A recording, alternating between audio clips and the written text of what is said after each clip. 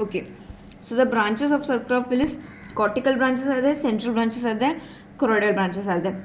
As the name is telling, cortical branches, they only supply till the cortex, so they supply the outer portion of the cerebrum, that is the outer portion, that is the cortex. Once they enter the cortex, they become end arteries, and these end arteries are central branches, that is they are going to the center.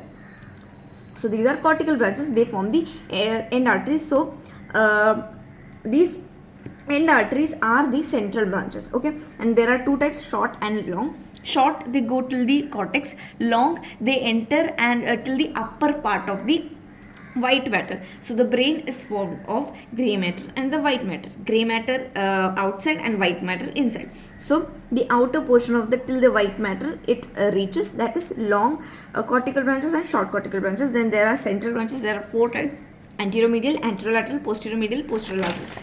As you can see here, anterolateral, posteromedial, and anterolateral, anteromedial, posteromedial, and this is pontine branches.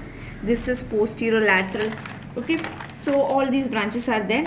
Now they supply this. Okay, the anterior medial arises from anterior cerebral and anterior communicating artery, and it supplies the anterior part of internal capsule and corpus striatum. Anterior part of internal capsule and corpus striatum arises from anterior cerebral artery and anterior communicating artery.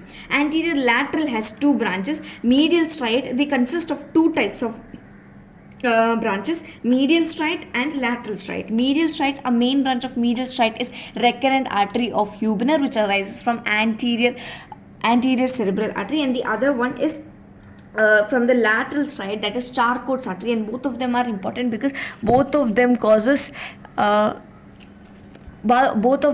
hemorrhage and can cause a lesion to the internal capsule. Okay, and it supplies the anterior limb of internal capsule, caudate nucleus, and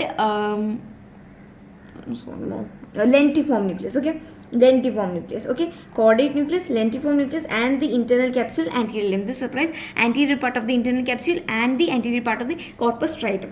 Then there are posterior medial and posterior lateral. Posterior medial, it arises from posterior cerebral artery and posterior communicating artery. Where it arises from? Posterior cerebral artery and posterior communicating artery, and it supplies subthalamus, thalamus, hypothalamus. Subthalamus, thalamus, hypothalamus.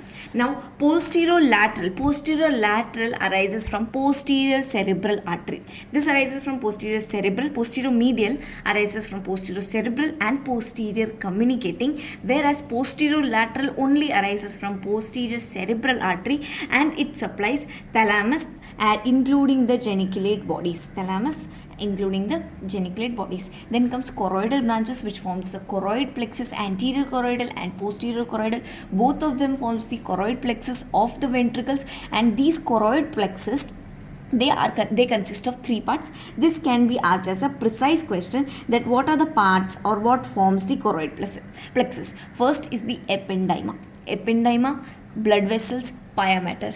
Ependyma, blood vessels, pia mater, they form the choroid plexus. Ependyma, pia mater, blood vessels. Okay, thank you.